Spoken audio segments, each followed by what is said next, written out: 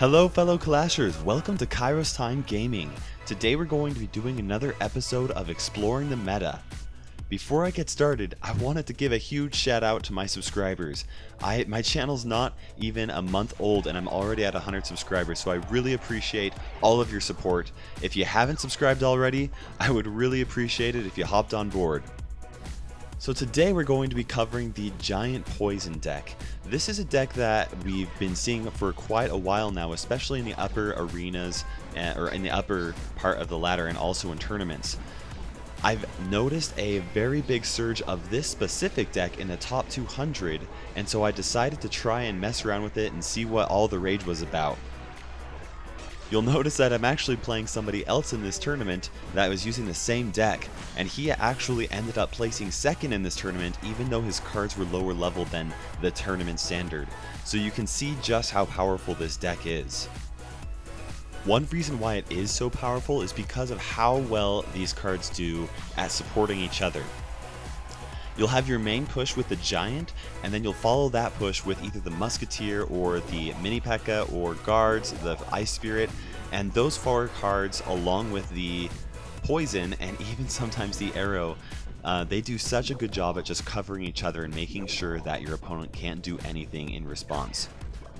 We'll start out by talking about the Giant. Now you'll see right here that I've got an interesting push. My Giant is actually going to be meeting his Giant on his side of the arena, which is not a favorable combination. We want to make sure that when you're facing other Giant Poison decks like this, that your Giant is actually meets the opponent's Giant on your side. That gives you the advantage. Regardless, I was still able to make a decent push, mostly because his cards were not as high level as mine were. Now we've got two Musketeers, which isn't always the primary win condition that you try to go for, but it worked out pretty well here. One thing I wanted to mention as far as using the Giant goes is that you oftentimes want to try and place the Giant as far back as possible, preferably behind the King's Tower like I did just there. The reason why is because that gives you plenty of time to build up a push, but you can also use the Giant defensively, and what I mean by that is the Giant obviously doesn't take down other troops, but he can be used as a tank.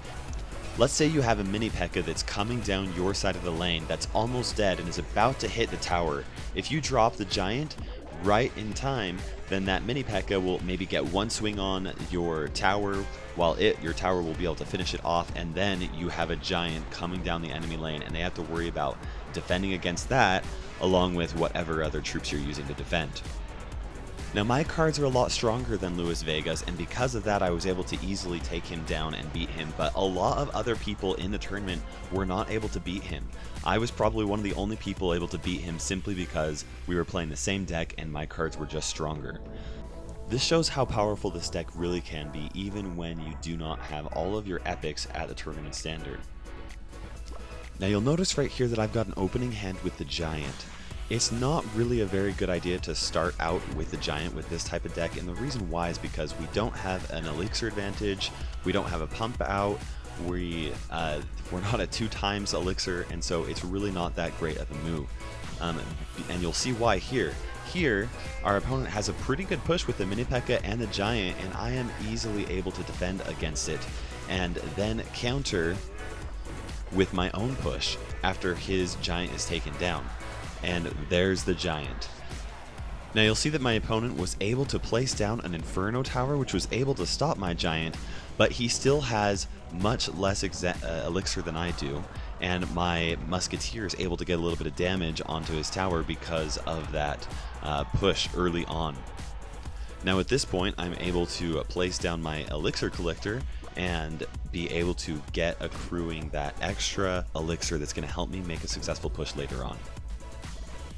The Elixir Collector is a really important card to this deck, and the reason why is because it is a great way to help you to create an elixir advantage passively and defensively so that you can force your opponent to play on your side of the arena while you defend against him. The reason why I placed my elixir pump right in front of my King's Tower is because it's pretty common right now to start seeing people use the miner on the elixir pump, and also even sometimes the rocket now. So I want to make sure and put that in the right position to where that's not going to be an issue, rather than behind my tower, where my tower could also get some damage if there's a rocket. Because the elixir collector is so important in this deck, you want to make sure that you have a way to protect it, especially against opponents that are going to be using the miner. The next card in the deck is Poison, and there's a reason why so many giant decks are using Poison right now. It does an excellent job at clearing small swarms and also slows down the attack speed of defending troops. Now, I don't really like just poisoning an enemy's elixir collector unless I can also get some damage done on some troops as well, and the reason why is because it does such a good job at pairing up with the giant as a very unstoppable offense. The next card in your deck is the Musketeer, and the Musketeer is just such a strong card in this deck. She has so much damage, and although she's pretty easy to take care of, you'll see right here, she along with the tower basically got rid of that giant by themselves. Now you'll notice right there that we both put giants down. I put mine closer to the tower, and the reason why is because we only have 10 seconds left, and he's not going to be able to get his giant to my tower in time, whereas my giant is going to very easily get to that tower, take it out with the help of that poison, and end the match with a victory. The next card in this deck is the Mini P.E.K.K.A. I really love using the Mini P.E.K.K.A. for so many different reasons. He's an excellent choice if you need to take out a really big tank. And also, he's an excellent card that is called a runner. A runner is a type of card that you use on defense and then use it to switch to offense. You'll want a runner in almost all of your decks unless you're going for some specific type of deck, and the Mini P.E.K.K.A. is definitely a great choice. As you can see, the next card, which is the guards, are very good on both defense and offense, although they should primarily be used as defense. The reason why is because it's pretty easy to stop them by themselves, and they're just really good for defense. Now, I recommend that you have at least level 3 guards in this deck. You'll notice in my first match with Luis Vega, he only had level 2 guards, and he did really well with it, but level 3 guards are not zappable by a level 9 zap, or their shield is not, and that's a really great way to get a good advantage. Now their shield will go with an arrow, which is a really good reason why we have the arrows in this deck. Getting rid of those shields makes the guards really vulnerable. And so having those arrows in there can be really great, especially because cards like the guards and the princess are all very common right now. Now you'll see at this point, Aragon has quite a bit of damage done on my tower, but we have 2 elixir collectors, and we are ready to start a push as soon as we can get cycled up through our giant. He made a very interesting move right there in placing the Royal Giant behind his crown tower. Normally I wouldn't recommend doing that because the Royal Giant is so good as an immediate offense that has to be dealt with. However, in that situation, he forced me to go on the offense so that he would then be able to go on the offense after defending against my troops. It worked out pretty well for him. He got my tower down pretty well, but that poison is such a good card at just melting the opponents away. Now, you'll see right here, he's got a lot of damage on my tower, but because of how all of these cards work so well together, even these barbarians are not able to be stopped completely, and this tower falls, leaving us with the advantage. Now, he does have a Royal Giant, and the Royal Giant can be very difficult to defend in situations like this.